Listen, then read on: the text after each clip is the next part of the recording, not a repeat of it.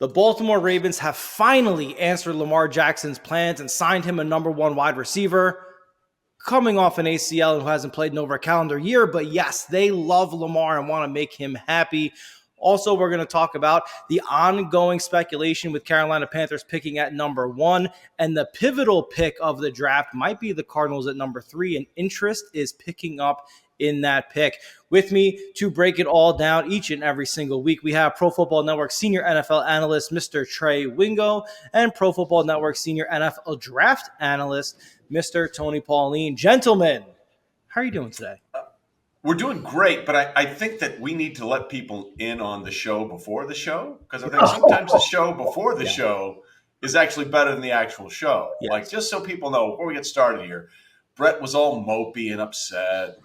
Wasn't feeling good about himself. So we went into a diatribe about Winnie the Pooh. We did, and that seemed to cheer him up. And so now we're off and ready to roll, baby. Let's go. That's good. We you guys missed our 1-round Winnie the Pooh mock draft. We'll release that later as we get closer to the draft. But look, I kicked it off. Let's start with the signing of Odell Beckham Jr. to the Baltimore Ravens. I made a little joke, but look, Odell Beckham Jr. has been a number one receiver in this league. He signed a 1-year, $15 million contract in Baltimore.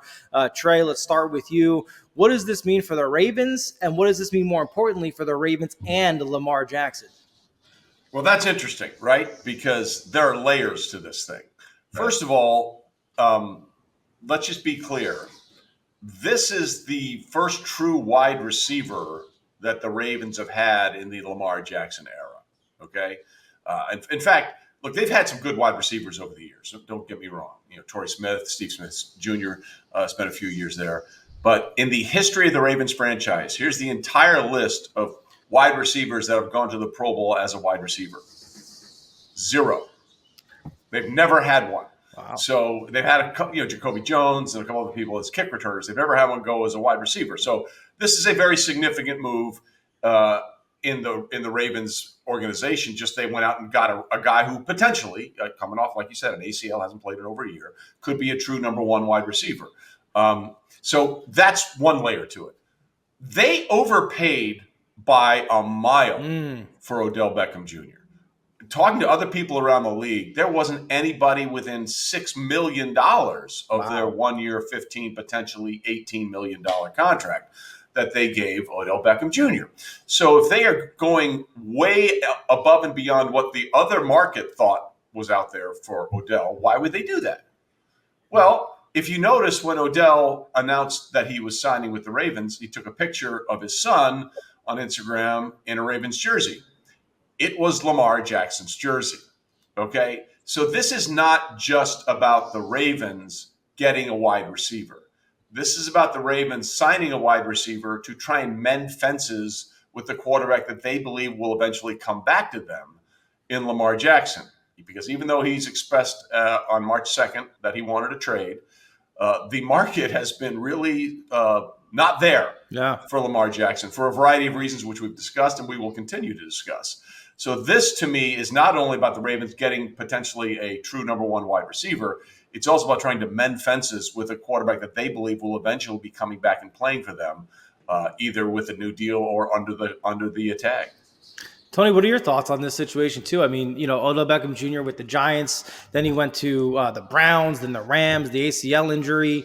Is this a player who can get back to form and be explosive and really elevate that Ravens offense? Well, the Ravens hope so. And you got to give the Ravens credit. I mean, their draft history has been miserable at the receiver position. I said in my mock draft, which was just released, I can't bear mocking a receiver to the Ravens in the first round yet again. Yeah. I mean, Rashad Bateman has never panned out. He was selected in the first round in 2021. Marquise Brown never panned out. First round pick in 2019. Brashard Perriman in 2015 was a disaster. Even Hayden Hurst, who was a tight end, never panned out for the team. So they do not have success. Drafted ahead of Lamar Jackson, by the way, that year. So they did not have success taking pass catchers in the first round of the draft. Why not go with Odell Beckham? I think it's a deal that works for everybody. Obviously, as Trey pointed out, they needed a pass catcher. Now they don't have to waste another first-round pick on it. Now you make it more enticing. You make it more appetizing for Lamar Jackson to come back. And Odell Beckham plays on a 1-year deal where he hopes that he gets back to prior form and then he can sign that big money contract in March of 2024. I think it's a good move for everybody involved. And as you said, this is not another piece to entice Lamar Jackson and say, let's come back to the bargaining table and let's negotiate. It is interesting, though, Tony and Brett, like that's the assumption, right? Right. They believe this will work. If it doesn't, then it really becomes interesting because if you're Odell Beckham Jr., to me, there's no way you sign with the Ravens with that much uncertainty at quarterback. If you're Odell, you have to believe that this is going to work out. Right. Like there's no other you're not going there to catch passes from Huntley. Okay, I get it. He went to the Pro Bowl last year. Option 4,642. Put respect on Tyler Huntley's Pro Bowl name. Yeah. So you're not doing it for that. That's not why you're doing it. You're doing this under the assumption that Lamar Jackson is going back. And that's great. If he doesn't, then it becomes kind of a giant mess, right? Yeah. And the Ravens have done something that is very un-Baltimore-like. Tony was alluding to the way they like to draft. I can't remember the last big name potential guy that they brought in the Ravens model is draft, develop, and then release before you have to pay them. This is the exact opposite of that, right? They're doing the exact opposite thing of the way they've always done, and it's a roll of the dice because they know they've got to do something to re-ingratiate themselves back into Lamar Jackson's world. Yeah, and that's the power of desperation, right? It forces people to deviate from their plans, to deviate from their long-held beliefs and strategies, and you got to wonder how much of an effect desperation is having on this, particular signing. Look, Odell Beckham Jr., you mentioned, Trey, getting, upwards of $6 million more from the Ravens than he would have gotten elsewhere. You have to wonder how much the Ravens paid for the fact that they don't have certainty at the quarterback position and had to sweeten the deal for Odell to choose them over perhaps different destinations. So absolutely a situation we're going to keep an eye on because it's not just, okay, the Ravens got a receiver. They still have to get the quarterback situation figured out, and that can linger for an extended period of time as we are only a couple weeks away from the NFL draft. Now, look, speaking of which, as we get closer to big NFL events, whether it's the draft, the schedule release, the kickoff of the NFL season, that means it's the actual season to begin denigrating a Super Bowl MVP, a league MVP, and one of the greatest young quarterbacks we've ever seen in the league, because that's what we have to do each and every offseason. And that, of course, is in reference to Carson Palmer's recent comments this week and trying to elevate Joe Burrow by tearing down Patrick Mahomes. Trey, I'm going to start with you, and I think you might be the best person to start with on this. Why is there such an effort to tear down Patrick Mahomes right now? I listen, it started last offseason when they lost Tyreek, and, there was that Mike Sando does a great job with The Athletic. He used to work with me at ESPN for many years.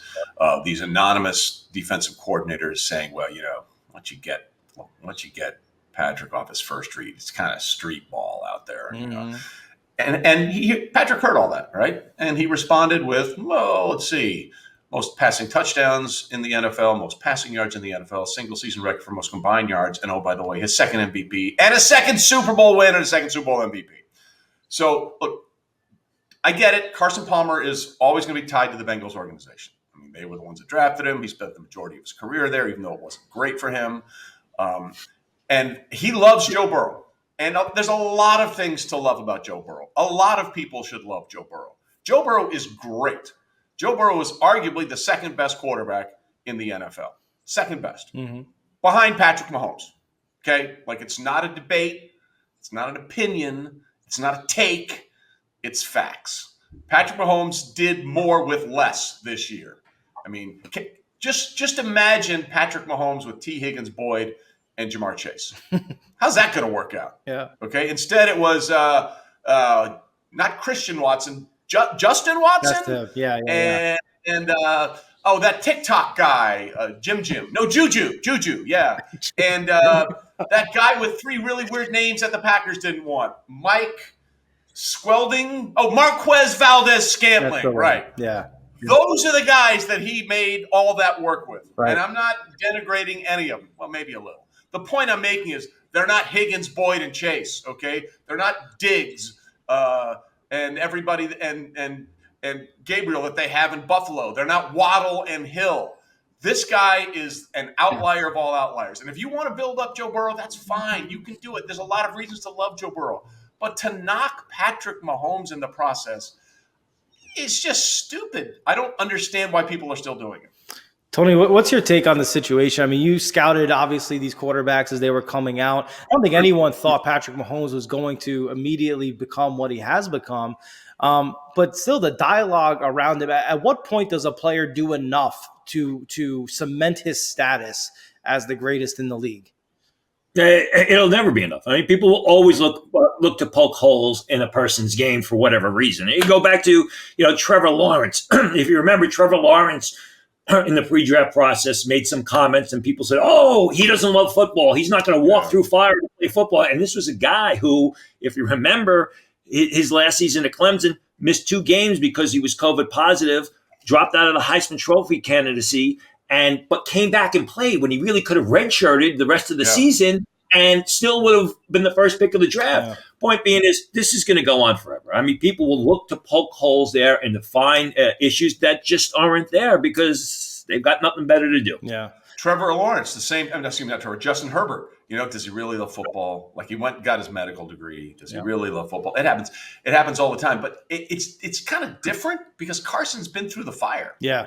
Carson knows what this is about, and I don't know. I don't know. I don't know what else Patrick Mahomes can do except continue to be better than everybody else. Like, you can like all these other people, but 15 has the receipts. Okay? He's got the receipts. It's on his shelf. He's got the hardware. He's got the numbers. There's 3 players in the history of the NFL that have thrown for 50 touchdown passes in a season: Peyton Manning, Tom Brady, and Patrick Mahomes. I've heard of those guys. I don't know what else to tell you, man. Yeah. Like, if you don't understand how good this, I mean, someone asked me once to rate the top 5 quarterbacks in the NFL, and the top 2 were easy. 1 was Patrick Mahomes, and 2 was Patrick Mahomes on one leg. Yeah, that'll do it. Look, I said this on Twitter earlier. This to me is beginning to get worse than even the LeBron versus Jordan debates, because we're not even trying to argue Mahomes to a previous legend. This is like trying to argue LeBron to Dwayne Wade in their primes. And it's getting that ridiculous. So we will see. I'm sure between now and the next scheduled NFL event, someone else will say something preposterous about Patrick Mahomes, because it is that time of the year. But we're going to move on here, and we're going to talk about perhaps another quarterback who's going to come into the league and probably take the league by storm. At least the Panthers hope so. Tony, you've reported on this show that C.J. Stroud and Anthony Richardson seem to be the 2 quarterbacks that the Panthers were beginning to really zero in on. But Trey, Bryce Young just had his visit there. We all have noted on this show how he interviewed. Has that dynamic changed, in your opinion, Trey, in Carolina? Well, as Tony knows better than anybody, it's not just about arm strength to be a quarterback, right? You have to check a lot of boxes. And there's a million things that go into this process. It's the most important position in team sports in this country by a mile. Like, it's not close. And you have to really be able to do everything. So there's a lot that goes into, especially if you're going to take a guy number 1 overall. You have to be pretty sure that this is going to work out. You don't want to have a Tim Couch situation, for lack of a better term. So you have to do a lot of research. And I can tell you that in this process, there is something that is giving the Panthers some hesitancy about C.J. Stroud. And I'm not sure exactly what that is, but there is something that, I mean, look, someone asked me once, "Hey, who's your favorite quarterback in this draft?" And I said, "Can I cheat?" And they said, "Yes." I said, "I'll take Bryce Young's brain in C.J. Stroud's body, because C.J. has the body and Bryce has the thing you're concerned about with Bryce is the body, right? Mm-hmm. So if you could mesh those 2 together, that would be the ideal quarterback in this draft. So there's something in this run-up that has the Panthers a little concerned about what's going on with C.J. Stroud, and I think that's why there might be some gravitation back towards Bryce Young as potentially being the number 1 overall pick. Now, Tony, correct me if I'm wrong. CJ Stroud has yet to have his visit with the Panthers. I think that's coming up either this week or next week. So as this process plays out, whatever those concerns are, you would hope that CJ Stroud has the ability to still change some minds there. Would you agree with that? Oh, absolutely. I mean, teams are now going through their final draft meeting, so nothing's been decided. And I'm sure this is going to be debated, right up until the final minute. And the NFL is going to love that. But the fact is this, go to 2 weeks ago, watch the show 2 weeks ago when I said that general managers who have spoken with Bryce Young says he comes across as a genius. I mean, that was the word that was used to me. So there's a lot to like there. When you speak to Bryce Young, he comes across like that. It's a question of, does the size, does the lack of growth potential, is that a major concern? As far as CJ Stroud, I mean, Bryce Young's career on the college level was significantly better, significantly more consistent than CJ Stroud. And what teams have to decide is, did the Ohio State coaching staff, with the Ohio State offense, did they put the handcuffs on CJ Stroud too much? What CJ Stroud are we getting? Are we getting the guy that we saw basically manhandle the Georgia defense in the semifinal game of the college football playoffs in January? Are we getting the guy that, had his will against Utah the prior year in the Rose Bowl? Or are we getting the guy who was a slow starter against like Iowa and couldn't get the team in the end zone, could never beat Michigan? And if it is that CJ Stroud, why is it? Was it him? Or was it the way the Ohio State offense was run? Because, if you watch Ohio State, they let C.J. Stroud run the offense in that Georgia game. Mm-hmm. If you watch the game before that, when C.J. Stroud's up at the line of scrimmage, he's looking over to the sidelines and the play clock is clicking down and he's not surveying the defense. He's not being able to make his own decisions. So obviously, that is a big question, and that's something they're going to have to answer. I still think it's going to be C.J. Stroud. Let me ask this: we talk about the gap between the difference in size between a C.J. Stroud and Anthony Richardson, and then a Bryce Young, and that size being a concern. Is the gap that's there existing equivalent to the perceived gap between Bryce Young as a quote unquote genius and whatever C.J. Stroud's perceived level is? Is that gap also as big that is giving everyone pause? In my opinion, it shouldn't be, because go back to what I said. When they let him play against Georgia, C.J. Stroud, he's immobile. He's a pocket passer. Well, he showed enough mobility in that Georgia game to get outside the pocket, make plays. When they let him play, you could see that he's making good decisions. C.J. Stroud was not a poor decision maker at Ohio State. He would just at times couldn't get the team into the offense, and I believe it's because he was handcuffed. But the problem is with Bryce Young, the intelligence is just off the charts. Yeah. And like something haven't seen in the longest time. Go back again. What I said. General manager told me at Ohio State Pro Day. If C.J. Stroud was 6 foot, if Bryce Young was 6'2", he's the best quarterback prospect of the last 10, 15 years. Understandable. So both guys. Are you willing to give up the size and the vertical game for what you're getting cognitively with Bryce Young? Or are you going to take the size and the arm strength and maybe there'll be more bumps in the road with C.J. Stroud? Yeah, and one thing too about Bryce and Tony, you were talking about this in the way he sort of manipulated the scales versus play at the combine and the pro day. I heard reports this week that there were times at Alabama this past season he was playing at under 180 pounds. Wow, 180 pounds. And he looks it. I mean, you look at it. He looks like a small dude back there, and he looks like Devontae Smith, and that's a concern. It has to be, and it's not only 204 pounds. Is he going to be able to gain 15 pounds, get up to 210, 215, and play it that way? Right. That's what they're going to have to figure out. I don't know if he can play at 204. I think he got up to 204. For the combine, and to Trey's point, I mean, you're talking potentially a 25+ pound difference if he was playing any games below 180 to what he weighed in at the combine, which then of course he didn't weigh in at the pro day, so we don't know what he performed at that throwing weight. So that's the big concern. But We will see. Look, I think the safe bet here is that some combination of Bryce Young and CJ Stroud are going to go 1 and 2 in this draft, with the Houston Texans picking at number 2. To me, the intrigue begins at pick number 3 with the Arizona Cardinals. We spoke a little bit about this last week, but as we get closer to the draft, gentlemen, it looks like the interest is going to continue to peak up in the trend in the upwards direction. Trey, what are you hearing about that number 3 pick? And is it for an Anthony Richardson? Is it for a Will Levis? It looks like you got to get in front of Indianapolis to get the quarterback that is remaining. Yeah, it's about a quarterback. I don't know which one, but it's about a quarterback, because the Arizona Cardinals are stuck with their quarterback at the moment, Kyler Murray, who putting it nicely. who had the big contract last offseason. So if you want to get a quarterback, the team you want to jump ahead of is the Indianapolis Colts at 4. And by the way, I'm not sure of any of these quarterbacks in this draft, right? People are going to draft them because you got, teams need quarterbacks. This is not a great quarterback draft. It's a great draft for a lot of teams that need quarterbacks. Does that make sense? Okay. This is not 83 or 2004. Okay, there are some guys there that they think maybe can play, and we're gonna find out. Are we overrating the class because of how bad the class was last year, in your opinion? Absolutely, yeah, I think so. Yeah, and I think Tony would probably agree with that, right?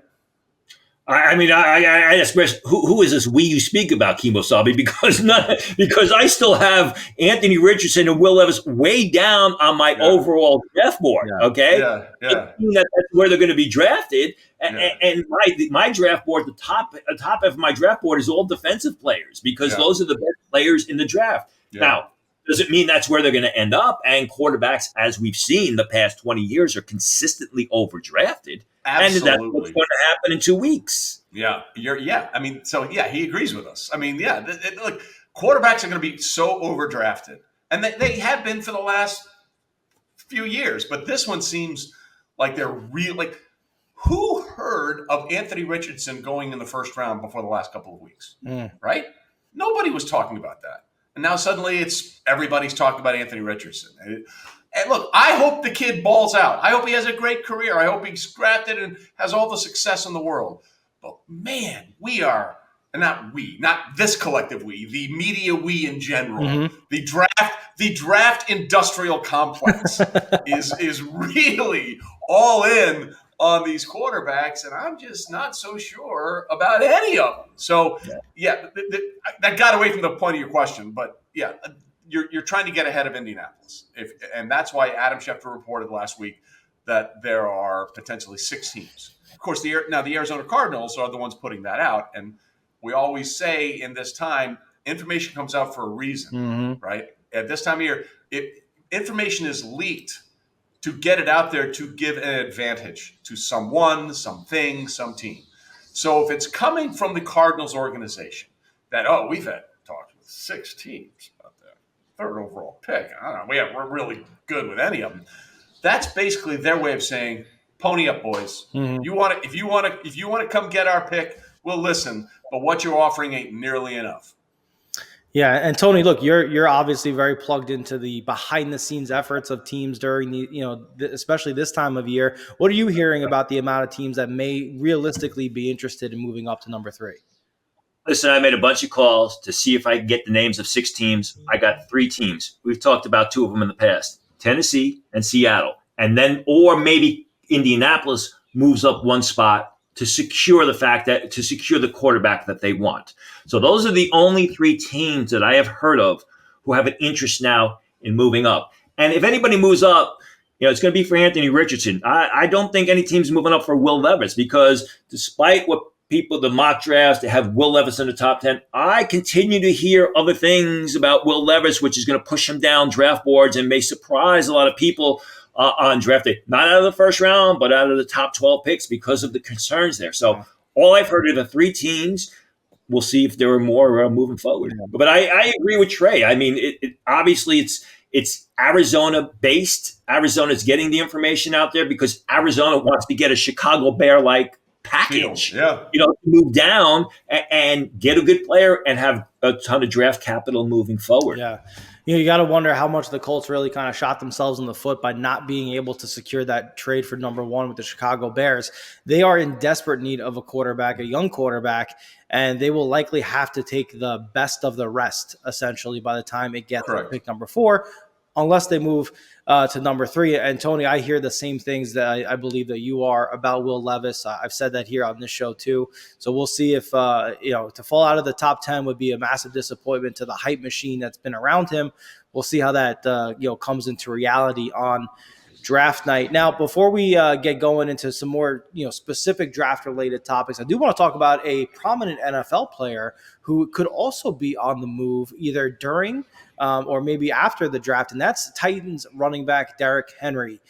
Trey, this would be a pretty big move, but is it a big move in name only, or could Derrick Henry continue to have a massive impact elsewhere?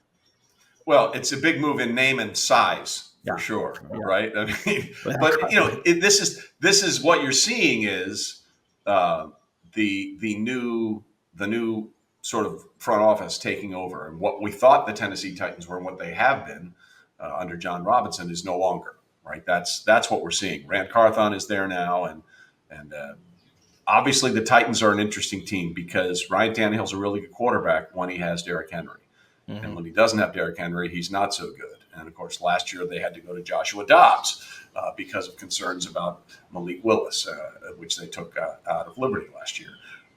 So this is basically an evolution of the Tennessee franchise. And Derrick Henry is still potentially a very dominant running back. But, I mean, time waits for no man, right? Even Tom Brady actually effing retired, okay? So, the way Derrick plays and the size, it's eventually catching up to him. And if someone wants to take him on, I've heard the Cowboys potentially interested, but it would have to be at their price, not at Derrick Henry's price. Right. That's the thing. If anybody's taking Derrick Henry, it's on a reduced deal. So I mean, I think it's more likely that he's going to be released and then signed to a new contract than traded for. And Derrick Henry still has all kinds of things he can do for you, but the clock is ticking. And at some point, that clock is going to catch up with Derrick Henry. Yeah. I also think a lot of it will depend on if Tennessee is able to trade up to number 3.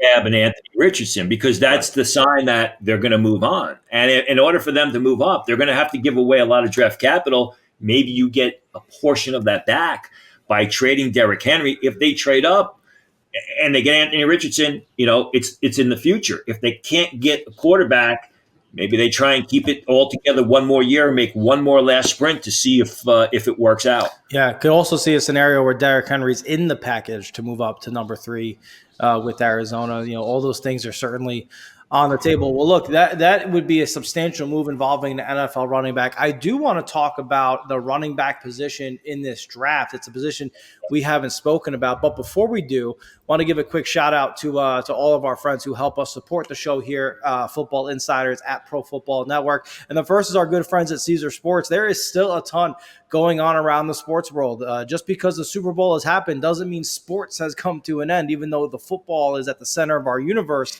And you can get involved in the action on all of these sports by going over to Caesar Sportsbook. You can download the app or you can go to Caesars.com. And when you do for the very first time and place your very first wager, if you lose, you're going to get 100% of your stake back as a free bet. And that's going to be all the way up to a bet of $1,250.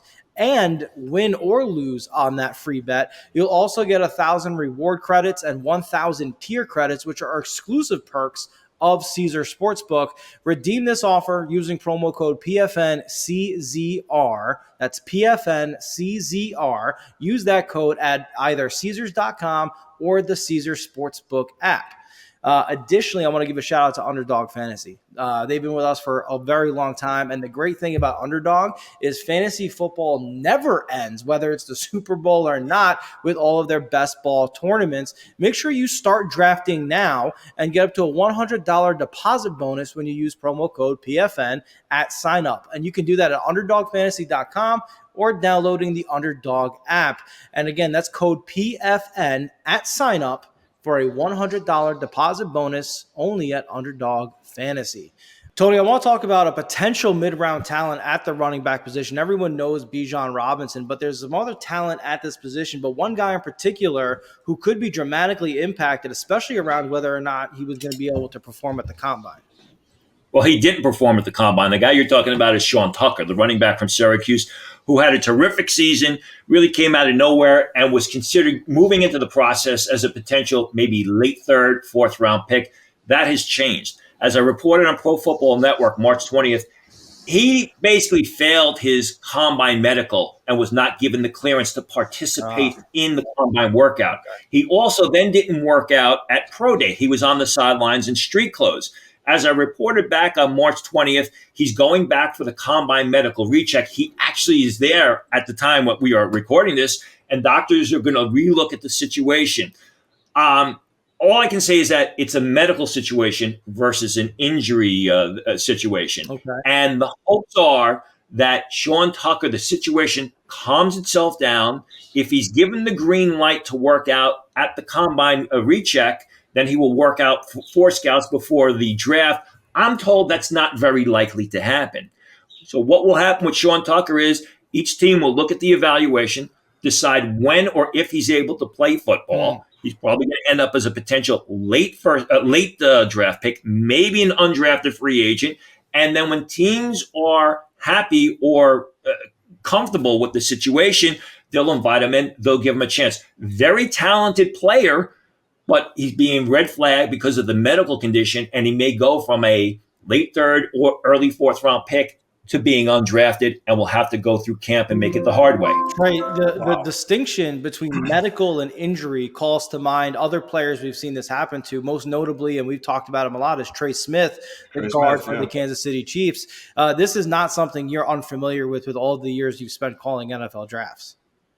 No, and that's why, Tony and I have talked about this before on this show. Some of the most important things that happen at the combine aren't the things we see, right? It's the interviews and the medicals, and especially if it's not injury related. Look, drafting is probably the most inexact science there is. I mean, let's just be honest about it. You have a 50% fail rate in the first round. So, that's why they grind like this, because they're trying so hard to get everything right. And these medical situations that come up, sometimes they raise a lot of red flags, and sometimes they're legitimate, and sometimes they're things that can be taken care of. And that certainly was the case with Trey Smith. He was sixth rounder. He was first round talent. He's playing on a Super Bowl champion Kansas City Chiefs offensive line on a rookie 6th round deal. Good for Brett Veach, not so good for Trey Smith, but he's going to get his eventually. But these medicals, like the tight end out of the free agent out of the Raiders, Moreau, it was a doctor's visit that found out that he had a form of cancer, and so he's working with that. So these medical things, I think, sometimes are the most important things that come out of the combine. And as Tony alluded to it, weeks ago, what we don't see is way more important than the things we do see. Yeah. And Montez Sweat. Remember Montez Sweat? Yes. There was, I'm looking up the kid's name now. You remember the big defensive tackle from Utah, Star Lutulele. I mean, Star at one time, yeah. He was projected as a top 5 pick. There were some concerns there about a heart issue. He ends up as the 14th selection of the draft. So, yeah, I mean, people talk about the 40s and the vertical jumps and this and that. The heck with that. A bad medical will kill the prospect's draft grade more than anything else. Well, certainly keeping Sean Tucker in our thoughts. Hopefully everything works out and he's able to pursue a career in the NFL, assuming that's what he wants. Let's put a position focus here on some of the big uglies in this draft. Tony, the center position might be one of the more unheralded positions in football, but also one of the most important, and it never gets talked about. There are a number of teams with a need at this position. Walk us through who the players are that are worthy of getting drafted and some of the teams that might be looking to call their name on draft night. Some of the teams have desperate needs at the center position. You look at Seattle. Evan Brown is their starting center, started 24 games since 2018. Arizona, Hajolte Froholt, who comes from the land of the ice and snow, has started 6 games in 4 years, and he was an offensive guard. The Jets have the winner of the group, Wes Schweitzer. I mean, he started 60 games in 7 years, and the Giants are helped that Ben Bredesen can make the move from offensive guard to center. So these are teams with all desperate needs at the center position, desperate needs. And there's 3 guys at the top of the center board. There are different ratings on these guys, all from the Big Ten. Joe Tippmann of Wisconsin, John Michael Schmitz of Minnesota, and Luke Whippler of Ohio State. Teams go back and forth on John Michael Schmitz and Tippmann as the top centers. These guys are going to come off the board very quickly. There are a lot of people who believe that Joe Tippmann is the best interior lineman in this year's draft if we put Peter Skronsky of Northwestern as an offensive tackle. Couple things to look for. If you see a team such as the New York Jets move down into a later part of round 1 because there's no player there at 13 that they want. Even the Pittsburgh Steelers, who don't have a desperate need at the center position, but they want to upgrade it, if they move down, if they're going to be moving down likely for one of those centers, Tippmann or John Michael Schmitz. Luke Whippler, the Jets like him. The Arizona Cardinals love him. They have the pick at the top of round 2. I mean, that is a place where Whippler can end up. But the fact is there are 3 good centers in this draft, 3 really top centers in this draft. There are 4 teams that have desperate needs at the center position. So the demand outstrips the supply. Teams start to move down. Some of the teams I mentioned, it's going to be for one of those centers. Giants could even take a center with their first-round pick to fill that need because there's such a desperation there. Wow. Yeah, and I'm glad we're focusing on centers here for a minute because we all fall in love with tackles, right? Because the edge rushers are coming out there. The center is the most difficult position on the offensive line. I mean, he's got to literally snap the ball and then block and also call out the blocking schemes. Like that's his job. And you have to be whip smart to play center. And that, I think, sometimes is the thing that is not thought about enough. Forget movement and all this kind of stuff. Does this guy know what he needs to do, right? Does he understand the responsibilities at the next level and how massively different they are from playing in college? And that's the key to finding a really good center, is finding someone who's smart enough to do that.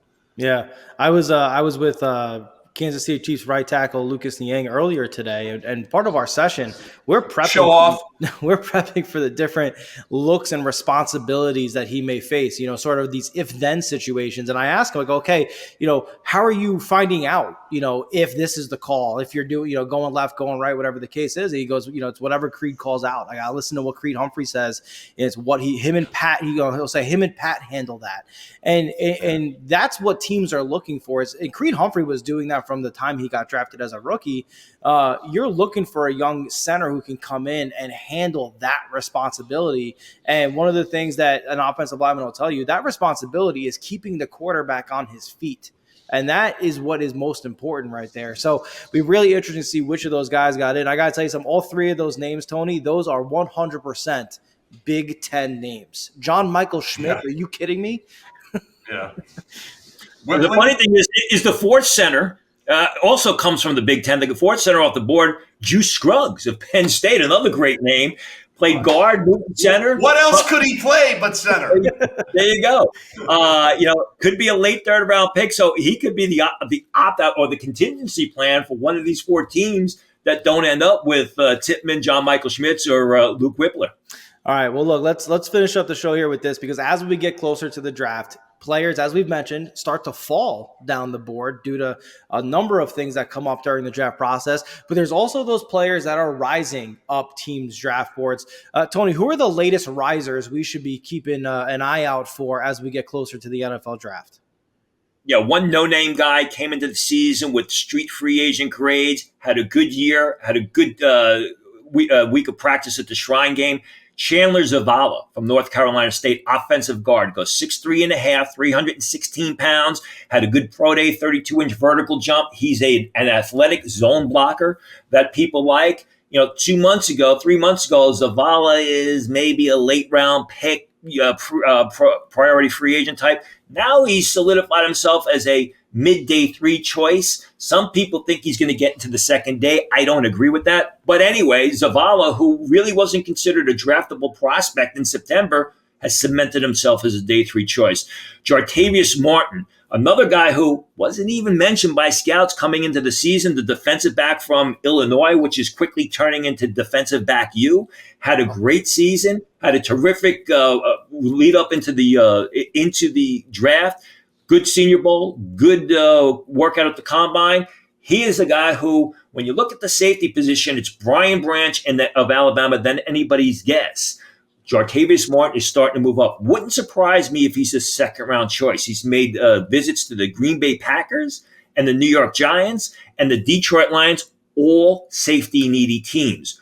Darnell Wright is getting a lot of love, and it's well-deserved. Darnell Wright, the right tackle from Tennessee. He's a guy who played terrific during his senior season. He was dominant Senior Bowl practice, tested off the charts at the combine. No one expected the guy who's 332 pounds to run in the low fives with a quick 10-yard split. That's what Darnell Wright did. I spoke with people who feel that in the end, Darnell Wright could be a guy who plays over 340 pounds and is 15% body fat. Wow. He is that athletic. He is that big. He is that powerful. He could go as early as 17 to the Pittsburgh Steelers. I know our friend Jim Nagy from the Senior Bowl has been really touting him and cemented himself as a first rounder. It's just how early is he going to go? Some people say number 9 to the Bears. Some people say number 11 to the Tennessee Titans. That's a little bit rich for my blood. I think the Darnell Wright watch starts at 17 with the Pittsburgh Steelers. And then someone we've mentioned on this program before, Adamawima Adebawari of Northwestern. You mentioned it because I can't say it. There you go. We call he's affectionately known as Tommy, but you know, you hear about Kalijah Cansey, the defensive tackle from Pittsburgh, but Adebawari is bigger. He's more athletic. He ran the 2 tenths faster than Cansey at the combine. He's explosive. He doesn't have the production. There was not a lot of talent around him at the Northwestern as there was Cansey at Pittsburgh. He's a guy who could slide into the late part of round 1. In my recent mock draft at Pro Football Network, I had him going to the Philadelphia Eagles. I'm told that Howie Roseman absolutely loves the guy. So Adebawari is one of those guys, and we see a lot of strange things happen late in round 1. You know, he's got the measurables. He's got the athleticism. He's smart as a whip. I sat in a talk with him for about 30 minutes at the combine, casually, and he's a very intelligent, articulate, likable guy. That's someone who I think could surprise people in the first round on draft night. Really interesting. Look, Darnell Wright, by the way, incredible tape against Will Anderson, who many people think is the best player in this draft. So not a shock that he's being able to match the film with the athletic ability. So really, really interesting to see where he goes there. Gentlemen, we are just a couple weeks away from the NFL draft. This has been a ton of fun in going through this all with you, as we've done each and every year for the past couple of years. Let's keep it going for a few more weeks. We will all be back here next week. I am Brett Yarris. With me, as always, Pro Football Network senior NFL analyst Trey Wingo and Pro Football Network senior NFL draft analyst Tony Pauline. Gentlemen, I'll see you next week. You got it, guys.